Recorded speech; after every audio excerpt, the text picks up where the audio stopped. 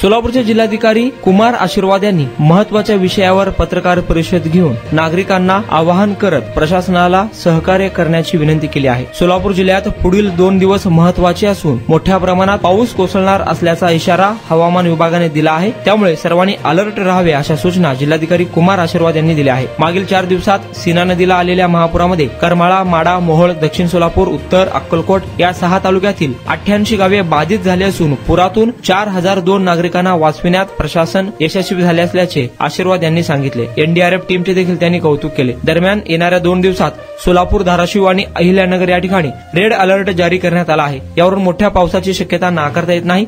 सीना नदीचे पाणी वाढून पूर येण्याची शक्यता असल्याचे यावेळी त्यांनी सांगितले। जनतेमधून मदत करायची असेल तर तालुकास्तरीय किंवा जिल्हास्तरीय परवानगीची गरज नाही असे सांगताना नागरिकांनी गहू, पीठ, मच्छर, अगरबत्ती, मेणबत्ती, कपडे, प्लास्टिक, ताडपत्री, टॉर्च, जीवनावश्यक भांडे, साबण, बादली, मग, बिस्किट पॅकेट, फूड पॅकेट, चादर, ज्वारीचे पीठ, हरभरा डाळ, मीठ मसाला, हळद इत्यादी साहित्य द्यावे असे आवाहन कुमार आशीर्वाद यांनी केले आहे।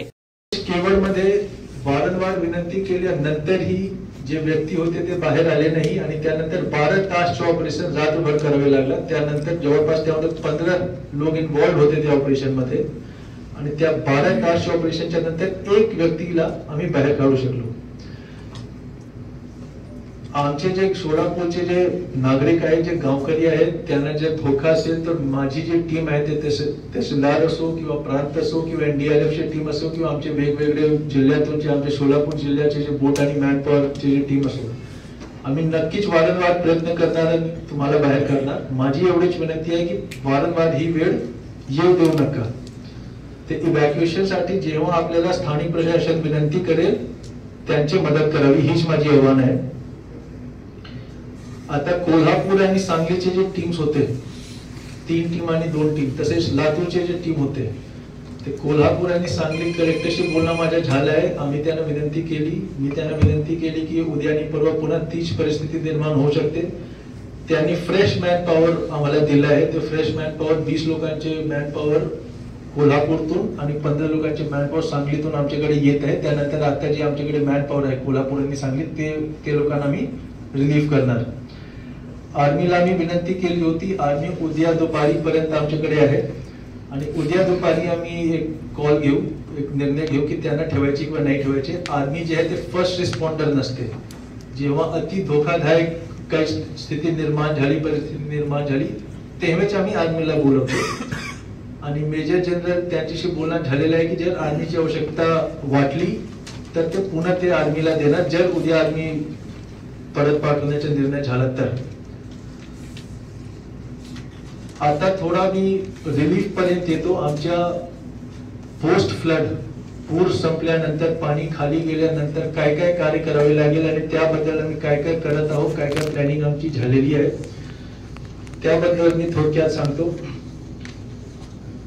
आता तहसीलदार, गट विकास अधिकारी, तालुका आरोग्य अधिकारी, पोलीस पाटील, कोतवाल, तलाठी, वेगवेगळे जे राजकीय पक्षचे कार्यकर्ते आहेत, स्वयंसेवी संस्थाचे जे कार्यकर्ते आहेत, त्यांच्याकडून जे आम्हाला फीडबॅक मिळाला आहे त्यामध्ये जे सर्वात क्रिटिकल विषय आहे तो चाराचे आहे। आता चारासाठी जे पण नियम, शासकीय नियम आहे, ते शासकीय नियम मध्ये कसा सगळे जे आम्ही खरेदी करणार चाराची ते कसा बसवायचे त्याच्या आमच्या ऑलरेडी उद्या 2-3 तास बसून आम्ही प्लॅनिंग केलेलं आहे।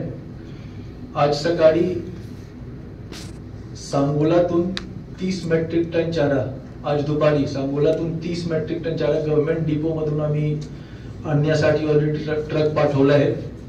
सांगलीच्या गव्हर्नमेंट डिपोतून चारा घेण्यासाठी आम्ही आज रात्री ट्रक पाठवणार।